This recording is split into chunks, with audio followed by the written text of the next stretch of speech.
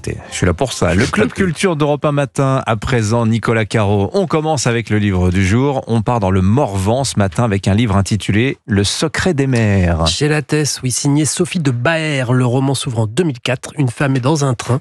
Elle est inquiète, elle cherche les mots qu'elle va dire, à qui, à quoi. On n'en sait rien pour l'instant. 3e page, bim, flashback 1953, Morvan, dans une ferme, un lieu dit nommé le hameau du maudit. C'est charmant.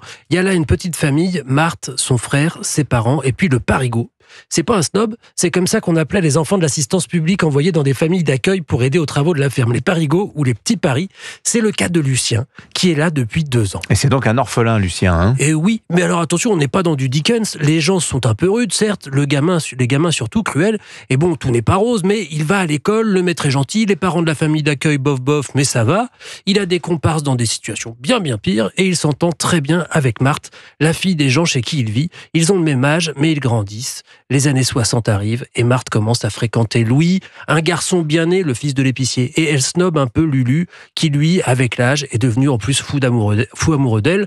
Que voulez-vous, c'est la vie, c'est comme ça. Et il décide de partir, le Lucien. Mais ils se retrouveront puisqu'ils travaillent dans une foire aux bestiaux. Et quand ils se retrouvent, évidemment... Ils vont retomber amoureux. Je vous ai rien dit, mais ça se passera pas comme ça, comme dans un roman à l'eau de rose. On est dans les années 60 dans le Morvan. Marthe doit rester avec lui. Bref, je me tais. Revenons-en à Colette. C'est elle, la jeune femme du début qui revient en 2004 dans la région. Elle vient veiller sa mère dans le coma. Elle vient aussi déterrer quelques secrets, et notamment celui-là. Que s'est-il passé le 21 juillet 69 le premier pas, oui, voilà. À part le premier pas de l'homme sur la Lune, c'est un roman documenté, une exploration des maisons maternelles et d'une certaine France des années 60. Mais c'est d'abord un roman percutant à répercussion qui vous entraîne jusqu'à la fin, 400 pages. Le secret des mers, donc signé Sophie de Baer. Merci beaucoup Nicolas Caro. Le jeu vidéo de la semaine à présent, Caroline Speller, s'appelle Lost Records Bloom and Rage, signé studio Dontnod, studio français qui est connu pour ses expériences narratives. Oui, les créateurs de Life is Strange reviennent avec un nouveau film interactif où chaque choix façonne l'histoire. Pas de combat, ni de stratégie, juste un récit qui nous plonge dans l'adolescence des années 90 avec les VHS, les trolls aux cheveux fluo, les Tamagotchi et le style grunge.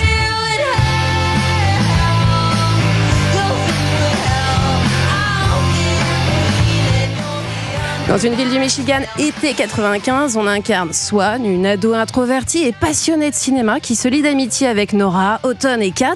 Entre leur groupe punk rock, les virés dans les bois et leur soif de liberté, l'été bascule dans le surnaturel façon Twin Peaks, les forçant à faire un pacte, ne plus jamais se revoir. 27 ans plus tard, un mystérieux paquet les réunit et réveille un passé qu'elle pensait oublier. Donc le jeu alterne comme ça sur 2 époques, 2 temporalités ? Oui, on navigue entre 1995 et 2022 à travers des flashbacks déclenchés par des discussions ou en cliquant sur des objets. Peu à peu, on découvre ce qui s'est passé cet été-là, ainsi que la relation intense qui lie ces 4 adolescentes. Et donc chaque choix qu'on va faire dans le jeu compte vraiment.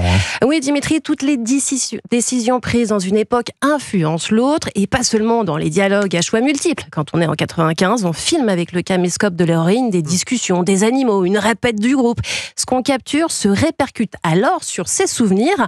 La mémoire est subjective et le jeu joue avec ça. Alors Lost Records joue avec un suspense puisqu'il sort en 2 parties. Oui, et le premier chapitre s'arrête sur une révélation qu'on ne voit pas arriver. La suite est à découvrir dans une mise à jour gratuite le 15 avril prochain.